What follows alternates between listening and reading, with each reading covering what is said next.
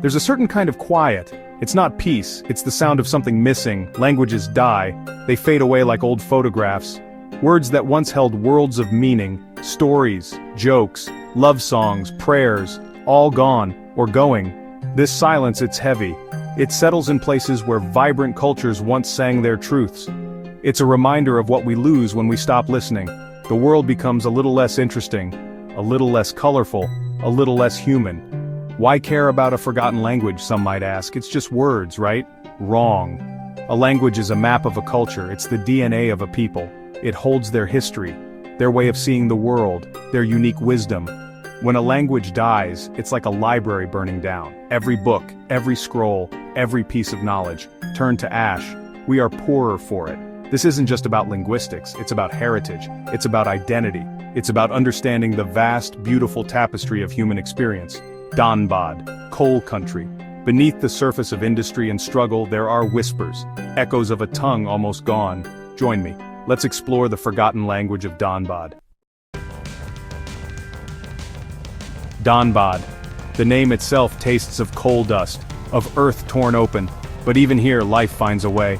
Green shoots emerge from blackened soil, and hidden within the folds of this rugged land, Corvai clings to existence. It has sought refuge in the quieter, older places, the places where the earth still breathes a little, where tradition holds a tentative grip. Our first stop, we found a small tea stall, run by an old woman, her smile a map of wrinkles, her eyes bright. We asked about Corvai, a slow nod. Yes, she knew it. She pointed us further into the countryside. The search for Corvai takes you beyond the obvious, past the towering machinery, away from the endless train lines hauling coal. You venture into Jaria's periphery, not the burning coalfields themselves though their shadow looms large, but into hamlets nestled on the edges, places where the earth hasn't entirely surrendered. Small communities like Pathardi or Sudamdi. These are not tourist spots. There are no signposts for Corvai spoken here. You find it through people, through connections, through shared cups of chai and patient listening. These are the last stands, the final pockets where the language finds sanctuary. The homes are often mud-walled, thatched roofs, simple, clean. Children play in the dusty lanes, their laughter universal, but listen closely. Sometimes an older relative calls out, in words that sound different, melodious, ancient. That's Corvai, a fleeting sound, a reminder of what's at stake. The young ones mostly speak Hindi now, school, television, the pull of the wider world. It's a familiar story, a sad one. We met a family in one such hamlet, the grandfather, his face a testament to a life lived close to the earth. He spoke Corvai with a quiet pride. His grandchildren, they understood some, but they replied in Hindi. He sighed. A small sound, but it spoke volumes. The world changes, he said. Our language, it is like an old tree. We found Bursa in a small village near the Top Chanchi Wildlife Sanctuary, not a miner anymore. Age had caught up, his hands gnarled like ancient tree roots, his face etched with the lines of 1,000 shifts underground. And a life lived in Corvai. He sat on a charpoy, under a mango tree, the air thick with the scent of wood smoke and damp earth. He didn't speak much at first, just watched us, with eyes that had seen too much change, too much loss. Then, slowly, he began to talk, his voice raspy, like stones tumbling together. He spoke of his childhood, when Corvai was the language of everyone here, the language of the fields, the language of the forest, the language of the home. We sang Corvai songs when we planted rice, he said. We told Corvai stories to our children, it was the air we breathed. He paused, took a sip of water. The silence stretched, filled only by the chirping of unseen birds. He told us about the mines, how men from all over came bringing their own tongues. Hindi became the common language, the language of work, the language of survival. Corvai began its retreat. Leela. We met her in a village not far from Panche Dam. A woman in her late 50s. Her smile, warm, her eyes, kind. She was cooking over an open fire. The aroma of spices and roasting vegetables filled the small courtyard. Her grandchildren played nearby. Their chatter, a mix of Hindi and local dialect. Leela hummed as she worked, a soft, melodious tune.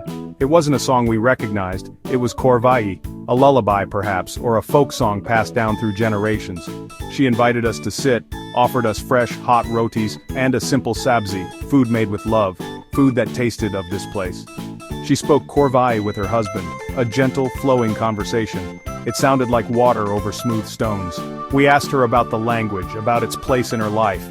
"It is my mother's tongue," she said. "The words I first heard, the words I first spoke. How can I forget them?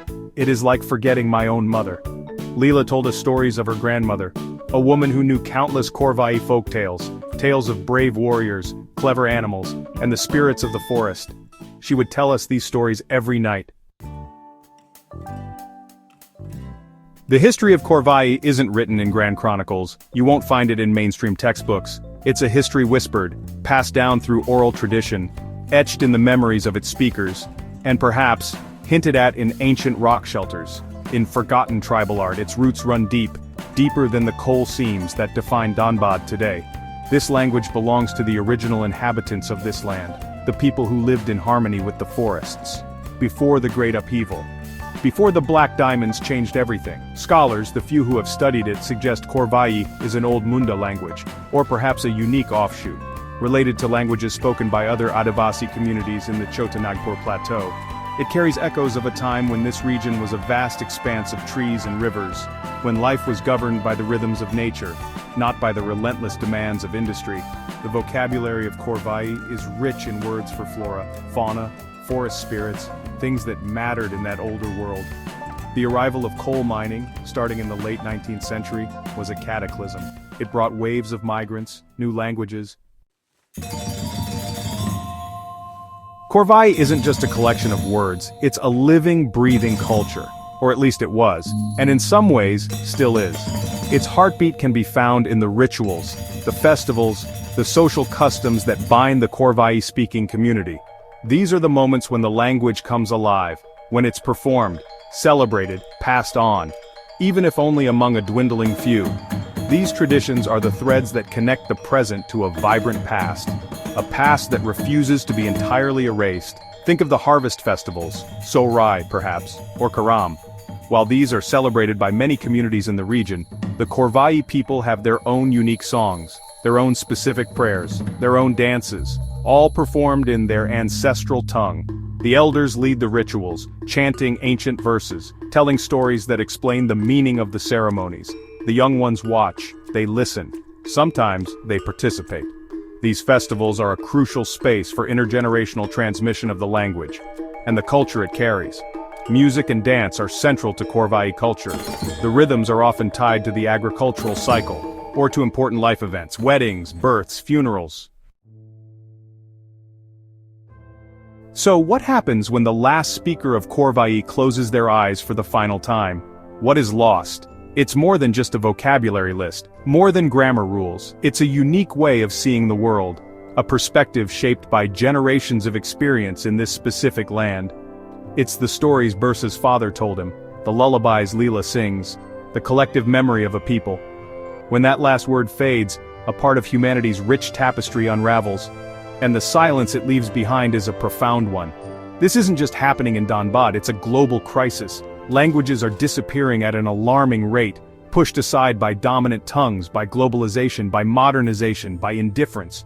Each loss diminishes us all. It shrinks our understanding of what it means to be human. We lose traditional knowledge about medicine, about agriculture, about living sustainably with nature, knowledge that could be vital for our future. We lose art forms, oral literatures, unique philosophies. The world becomes more homogeneous, more bland.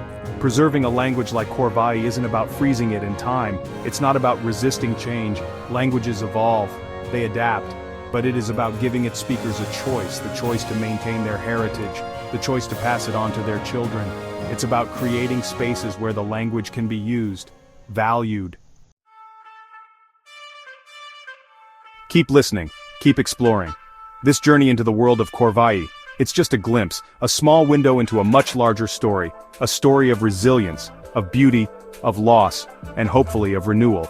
Dhanbad, a place of stark contrasts, of harsh realities, but also a place of hidden treasures, like this fading language, and the remarkable people who carry its flame. Their stories deserve to be heard, their culture deserves to be honored, their struggle deserves our attention, and our support. What can one person do, you might ask? You can listen. Truly listen. to the stories of those whose voices are often unheard. You can learn about the importance of linguistic diversity, about the cultures that are threatened. You can speak up, advocate for the preservation of these irreplaceable human heritages.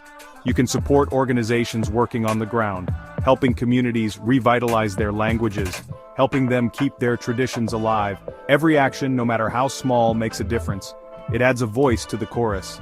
This isn't just about Dhanbad or Korvai.